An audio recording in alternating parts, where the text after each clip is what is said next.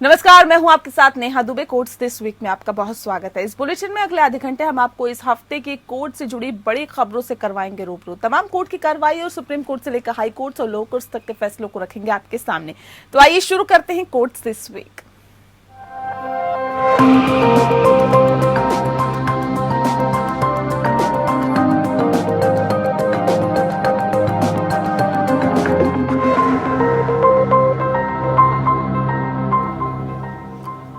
Noida authority ने supreme court को बताया कि सुपरटेक के एमराल्ड कोर्ट प्रोजेक्ट के दोनों 40 मंजिला इमारतों के ध्वस्तीकरण की प्रक्रिया शुरू हो चुकी है। इनको 22 मई तक गिरा दिया जाएगा।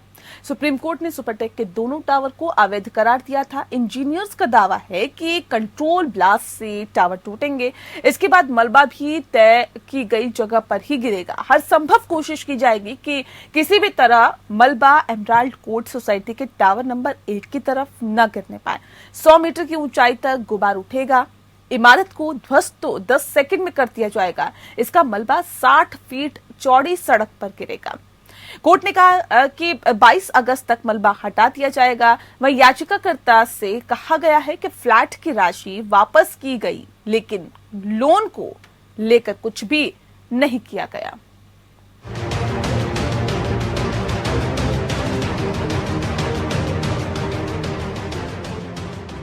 नोएडा के सेक्टर 93A में स्थित सुपरटेक बिल्डर के ट्विन टावर को गिराने का काम लगातार तेजी से चल रहा है। सुप्रीम कोर्ट में सुपरटेक एमराल्ड कोर्ट मामले में सुनवाई हुई, जिसमें नोएडा प्राधिकरण की तरफ से अपनी स्टेटस रिपोर्ट रखी गई।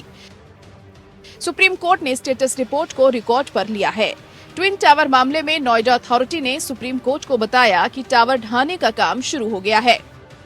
नोएडा प्राधिकरण ने सुप्रीम कोर्ट को बताया कि दोनों टावर 22 मई तक ध्वस्त कर दिए जाएंगे। 22 अगस्त तक मलबा हटा दिया जाएगा। बताया गया कि सभी हितधारकों की बैठक 9 फरवरी को हुई थी। सुप्रीम कोर्ट ने कहा कि नोएडा प्राधिकरण के हलफनामे में दी गई समय सीमा का कड़ाई से पालन हो।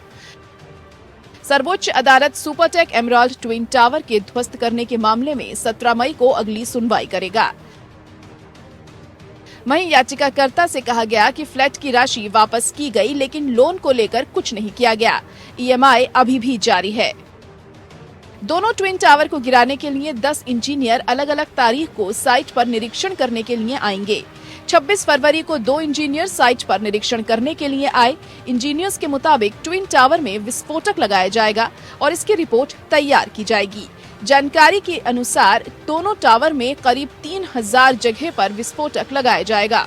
सुपरटेक बिल्डर के ट्विन टावर को एडिफिस कंपनी के द्वारा गिराया जाएगा। कंपनी के द्वारा सभी विभाग से एनओसी लेने के बाद अपने काम में तेजी लाते हुए 300 से ज्यादा इंजीनियर और मजदूर साइट पर सुबह 9 बजे से शाम 6 बजे तक काम कर रहे हैं। शनिवार को साइट पर साउथ अफ्रीका के 2 इंजीनियर निरीक्षण करने के लिए पहुंचे थे।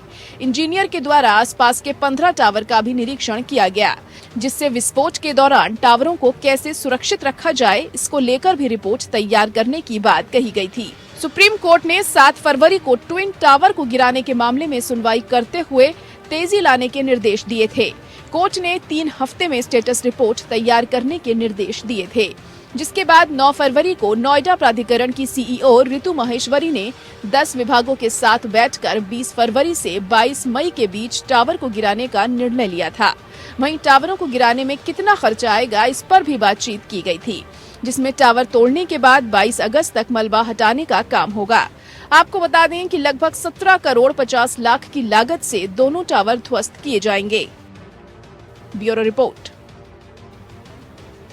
इलाहाबाद हाईकोर्ट ने पत्रकार सिद्दीकी कपन की जमानत याचिका पर यूपी सरकार से 14 मार्च तक जवाबी हलफनामा मांगा है। कोर्ट ने कहा है कि समय पर हलफनामा नहीं मिलने पर याचिका पर सुनवाई के बाद निपटारा किया जाएगा। याचिका लखनऊ में एनआईए कोर्ट के समक्ष लंबित है। सरकार इलाहाबाद हाईकोर्ट में याचिका की सुनवाई चाहती है।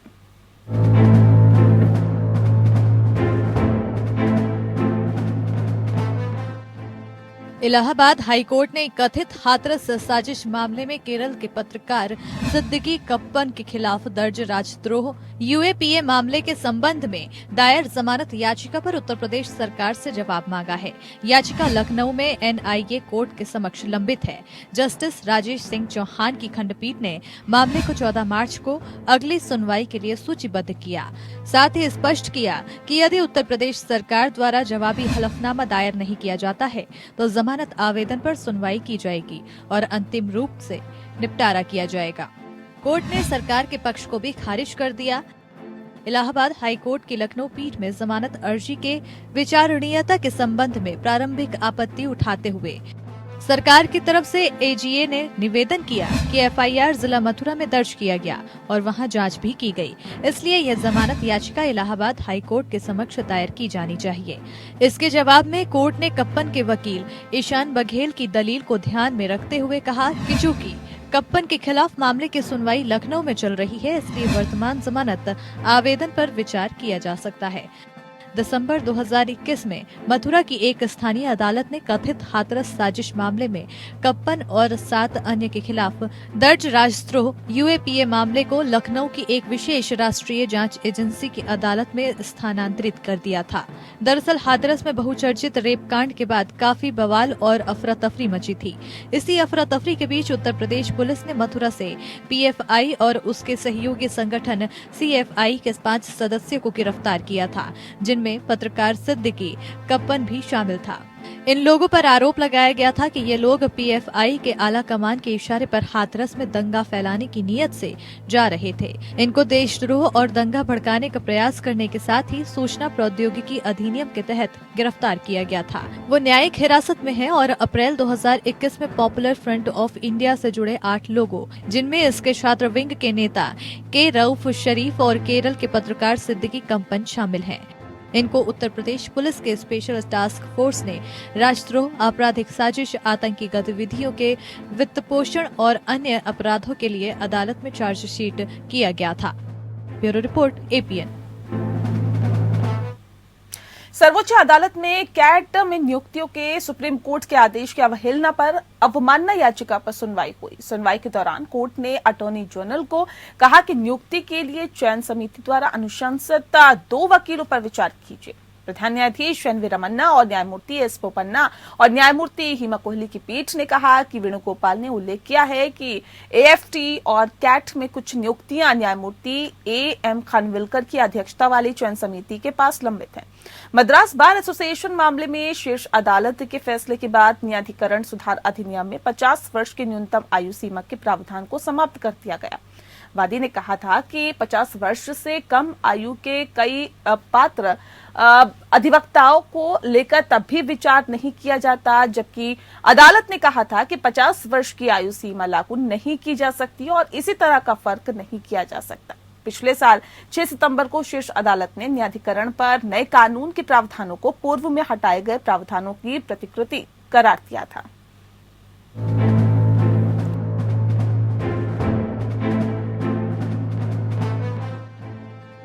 सर्वोच्च अदालत में एक बार फिर ट्रिब्यूनल के मसले पर सुनवाई हुई। सुप्रीम कोर्ट ने अटॉर्नी जनरल के वेणुगोपाल से कहा कि वो केंद्र सरकार को केंद्रीय प्रशासनिक न्यायाधिकरण या कैट में न्यायिक सदस्यों की रिक्तियों को भरने के लिए चयन समिति द्वारा वर्ष 2018 के लिए अनुशंसित अधिवक्ताओं की नियुक्ति का सुझाव दें। जस्टिस एल नागेश्वर राव और जस्टिस BR गवई की बेंच ने सुझाव दिया, आप नियुक्ति के लिए चयन समिति द्वारा अनुशंसित 2 वकीलों पर विचार क्यों नहीं करते हैं।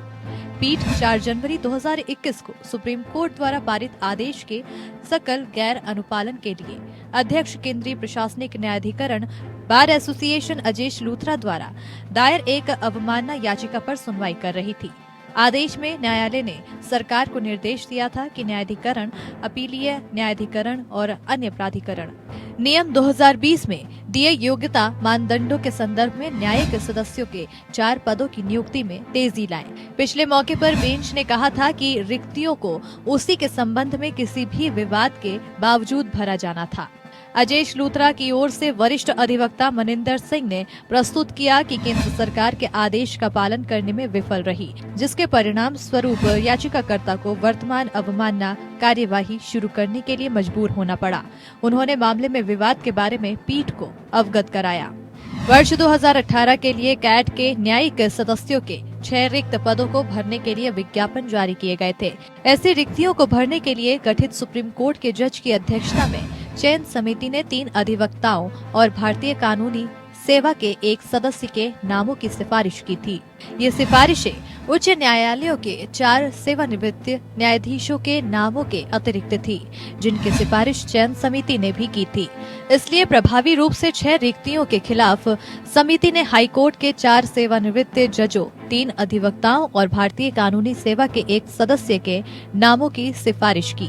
सिंह ने बताया कि हाईकोर्ट के 4 सेवानिवृत्त जजों में से 3 ने नियुक्ति को स्वीकार नहीं करने का विकल्प चुना था। वेणुगोपाल ने बताया है कि वर्ष 2018 के लिए उच्च न्यायालय के 3 सेवानिवृत्त न्यायाधीशों द्वारा नियुक्ति लेने से इनकार करने के कारण 3 रिक्तियों को भरा नहीं जा सका। ऐसे रिक्तियों को भरने के लिए एक अलग विज्ञापन जारी किया गया था। वेणुगोपाल ने पीठ को आश्वासन दिया है कि वो केंद्र सरकार को सुझाव देंगे और नए अधिनियम में पात्रता मानदंड के संदर्भ में निर्णय लिया जाएगा, जो 4 अप्रैल 2021 को लागू हुआ था। Bureau report, APN. ओडिशा के इको सेंसिटिव जोन में माइनिंग पर फिलहाल कोर्ट ने प्रतिबंध लगा दिया है। सुप्रीम कोर्ट ने सरकार से कहा है कि पहले राष्ट्रीय वन्यजीव बोर्ड की व्यापक वन्यजीव प्रबंधन जो योजना है उसे लागू करे। कोर्ट ने यह भी निर्देश दिया कि पारंपरिक हाथी गलियारे की घोषणा की प्रक्रिया भी जल्द ही पूरी करनी चाहिए। कोर्ट ने स्पष्ट तौर पर कहा कि इन योजनाओं के लागू होने के बाद ही 97 खदानों के संचालन सहित दूसरी खनन गतिविधियों की अनुमति दी जाएगी।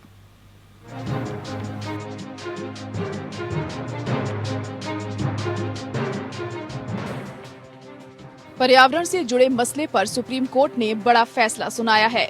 सुप्रीम कोर्ट ने ओडिशा के पर्यावरण के प्रति संवेदनशील क्षेत्रों या इको सेंसिटिव जोन्स में खनन पर फिलहाल रोक लगा दी है। सर्वोच्च अदालत ने आदेश जारी करते हुए कहा कि इको सेंसिटिव जोन में खनन नहीं किया जा सकता। अगर सरकार ऐसा करना चाहती है तो उसे पहले राष्ट्रीय वन्यजीव बोर्ड की व्यापक वन्यजीव प्रबंधन योजना को लागू करना होगा। न्यायमूर्ति एल नागेश्वर राव और BR गवई की पीठ ने ओडिशा सरकार से कहा है कि राज्य को धारा 36A के तहत पारंपरिक हाथी गलियारे या ट्रेडिशनल एलिफेंट कॉरिडोर की घोषणा की प्रक्रिया भी जल्द पूरी करनी चाहिए। कोर्ट ने स्पष्ट तौर पर कहा है कि इन योजनाओं के लागू होने के बाद ही 97 खदानों के संचालन सहित दूसरी खनन गतिविधियों की अनुमति दी जाएगी। यह आदेश पत्थर उत्खनन फर्म की याचिका पर दिया गया है। इस फर्म पर पहले नेशनल ग्रीन ट्रिब्यूनल ने इसी तरह के प्रतिबंध लगाए थे। इसके बाद संस्था ने सुप्रीम कोर्ट का रुख किया था। यहाँ से भी इन्हें निराशा ही हाथ लगी।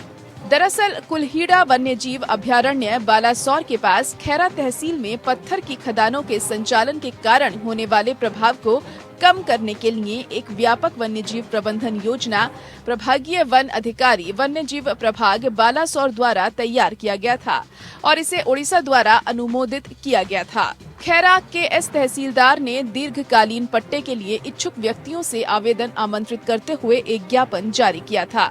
प्रोजेक्ट को जिला पर्यावरण प्रभाव आकलन प्राधिकरण द्वारा पर्यावरण मंजूरी दी गई थी। हालांकि एनजीटी ने rural organisation for social empowerment द्वारा दायर एक याचिका पर निर्देश दिया था कि सिम्पलीपल एलिफेंट कॉरिडोर के आसपास किसी भी खनन गतिविधि की अनुमति नहीं दी जाएगी।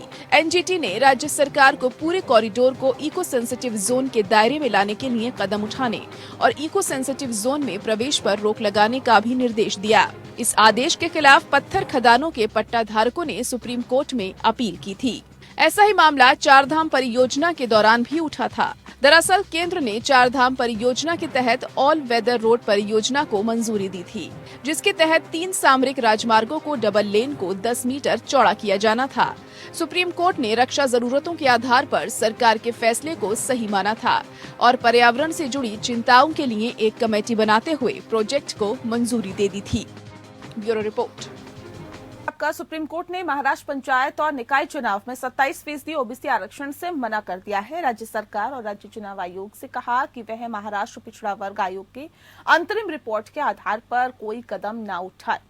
कोर्ट ने कहा कि पिछड़ेपन पर ये रिपोर्ट बिना उचित अध्ययन के तैयार की गई है।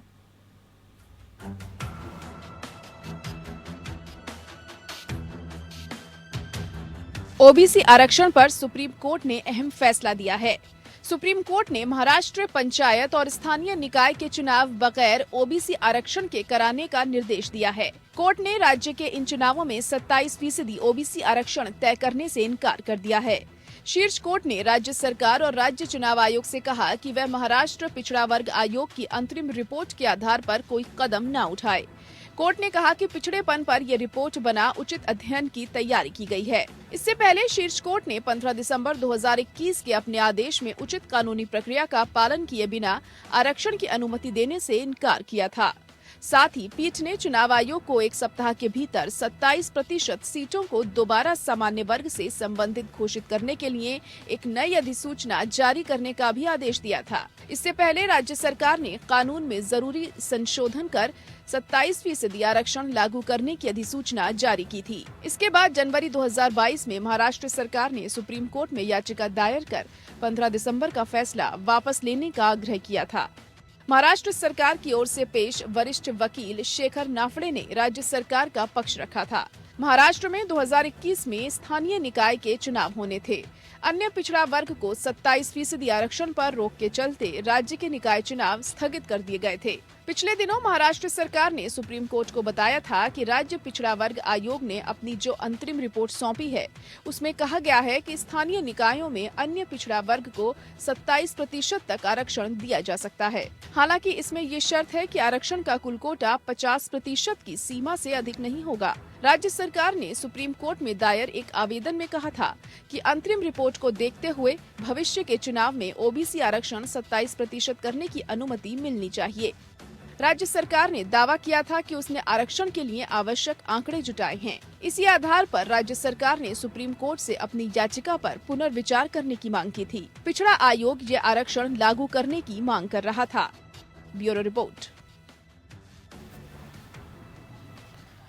वहीं सुप्रीम कोर्ट ने पंजाब एवं हरियाणा हाई कोर्ट से पंजाब के पूर्व डीजीपी सुमेध सिंह सैनी की याचिका पर 2 सप्ताह के भीतर फैसला करने को कहा है। सुप्रीम कोर्ट ने कहा है कि सैनी के खिलाफ लंबित सभी आपराधिक मामले सीबीआई को स्थानांतरित करने हैं या नहीं, इस पर हाई कोर्ट फैसला करे। सुप्रीम कोर्ट ने हाई कोर्ट के मुख्य न्यायाधीश से कहा है कि या तो मामले की खुद सुनवाई करे या फिर इसे किसी अन्य बेंच को सौंप दे। सुमेध सिंह सैनी ने याचिका दायर कर मांग की थी कि उनके सभी केसेस को सीबीआई को स्थानांतरित कर दिया जाए। इससे पहले हाईकोर्ट ने पंजाब के पूर्व डीजीपी सुमेध सिंह को राहत देते हुए उनके खिलाफ दर्ज सभी मामलों में जांच और गिरफ्तारी की रोक को 20 अप्रैल 2022 तक बढ़ा दिया। हाईकोर्ट ने यह आदेश भी दिए हैं कि अगर वह विदेश जाना चाहें तो उन्हें इसके लिए कोर्ट से अनुमति लेनी होगी।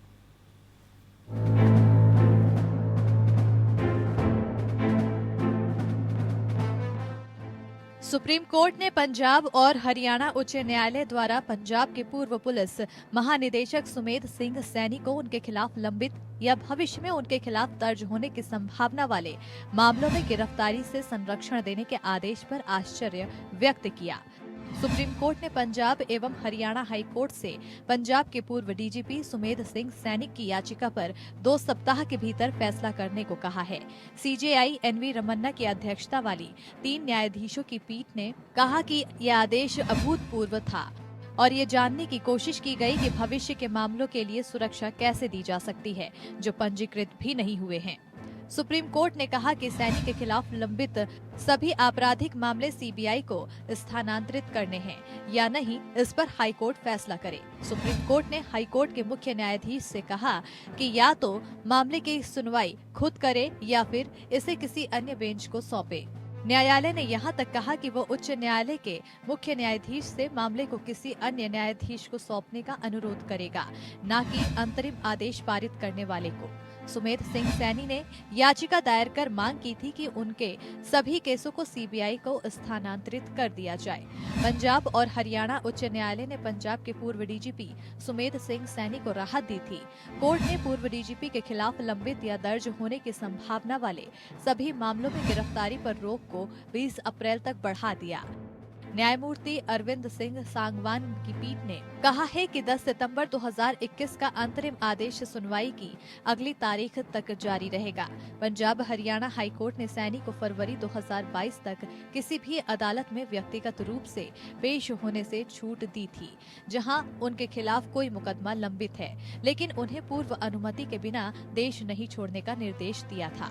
यह आदेश सैनी द्वारा 2018 में दायर एक याचिका पर पारित किए गए थे, जिसमें उन्होंने अपने खिलाफ दर्ज किसी भी मामले की जांच सीबीआई या पंजाब के बाहर किसी अन्य स्वतंत्र एजेंसी को सौंपने की मांग की थी। उच्च न्यायालय ने पूर्व डीजीपी सुमेध सिंह सैनी को न केवल उसके खिलाफ सभी मामलों में जांच पर बल्कि सभी पंजीकृत या दर्ज होने की संभावना वाले मामलों में आगामी फरवरी माह में चुनाव संपन्न होने तक गिरफ्तारी पर भी स्पष्ट रोक लगा दी थी। हाईकोर्ट ने कहा था कि आगामी राज्य विधानसभा चुनावों के मद्देनजर गिरफ्तारी राजनीतिक चाल हो सकती है। Bureau report APN. वहीं यूक्रेन में फंसे भारतीय छात्रों को वापस लाने के लिए केंद्र सरकार की तरफ से उठाए जा रहे कदमों की सुप्रीम कोर्ट ने सराहना की है। कोर्ट ने अपनी तरफ से सुझाव देते हुए कहा है कि सरकार छात्रों और अभिभावकों के लिए हेल्पलाइन बनाने पर भी विचार करे। कोर्ट ने मामले में याचिका दाखिल करने वाले वकील विशाल तिवारी को फटकार लगाते हुए कहा है कि उनका मकसद सिर्फ संकट से उपजे हालात में चर्चा हासिल करना है। कोर्ट ने वकील से कहा कि ऐसी याचिकाओं के लिए उन पर पहले भी हर्जाना लग चुका है।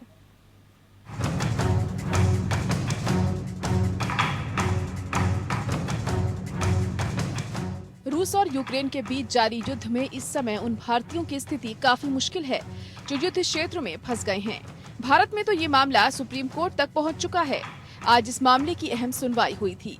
यूक्रेन में फंसे छात्रों को देश वापस लाने के मामले पर दाखिल याचिका पर सुप्रीम कोर्ट में सुनवाई शुरू होते ही याचिकाकर्ता के वकील विशाल तिवारी को फटकार लगाते हुए chief justice N V Ramana ने कहा कि अखबारों की कटिंग को लेकर PIL दाखिल की गई है।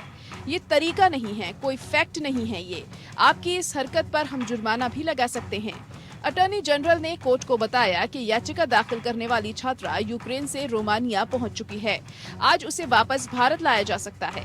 याचिकाकर्ता की ओर से कहा गया है कि युद्ध प्रभावित यूक्रेन में पड़ोसी देशों की सीमा से करीब 100 किलोमीटर दूर छात्र फंसे हैं, उनकी व्यवस्था की जाए। मुख्य न्यायाधीश ने कहा कि हम परिस्थितियों को लेकर चिंतित हैं। अटॉर्नी जनरल ने भी आश्वासन देते हुए कहा कि प्रधानमंत्री लगातार इस मसले पर मीटिंग कर रहे हैं। मंत्रियों को युद्धग्रस्त यूक्रेन के पड़ोसी देशों में भेजा गया है। अब तक यूक्रेन में पढ़ाई या काम करने वाले 17,000 छात्रों और अन्य नागरिकों को हम स्वदेश वापस ला चुके हैं। CJI ने कहा कि हम आपके द्वारा उठाए गए कदमों पर सवाल नहीं उठा रहे हैं, हम तो सराहना करते हैं, लेकिन याचिका को लंबित रख रहे हैं क्योंकि हम इस पर आगे भी बढ़ना चाहते हैं। अगले शुक्रवार को फिर इस मामले पर सुनवाई करेंगे। इस बीच सभी हाईकोर्ट को बताया जाए कि वो ऐसे मामलों में सुनवाई ना करें क्योंकि हम सुन रहे हैं। वैसे इस सब के अलावा कोर्ट ने केंद्र सरकार को ऑनलाइन हेल्पलाइन शुरू करने को कहा कि ताकि राज्य सरकारें और प्रभावित लोग जानकारी पा सकें। इस पर याचिकाकर्ता के वकील AM धर ने भी कहा कि सरकार ने तेजी से कदम उठाए हैं। सुप्रीम कोर्ट ने आगे अपनी बात बढ़ाते हुए कहा कि छात्रों के माता पिता की परेशानी को देखते हुए केंद्र सरकार सेंट्रलाइज हेल्पलाइन पोर्टल बनाए और पीड़ितों से जानकारी साझा करे। CJI ने टिप्पणी की कि ये दुर्भाग्यपूर्ण है कि हमने इतिहास से कोई सबक नहीं सीखा है, जहां मानव जाति लड़ रही है और लोगों को मार रही है, और हम जानते हैं कि बातचीत से विवाद को सुलझाया जा सकता है। दुर्भाग्य से इन मुद्दों में हमारी कोई भूमिका नहीं है। Bureau report. और चलिए इसी के साथ फिलहाल इस बुलेटिन में इतना ही। नमस्कार।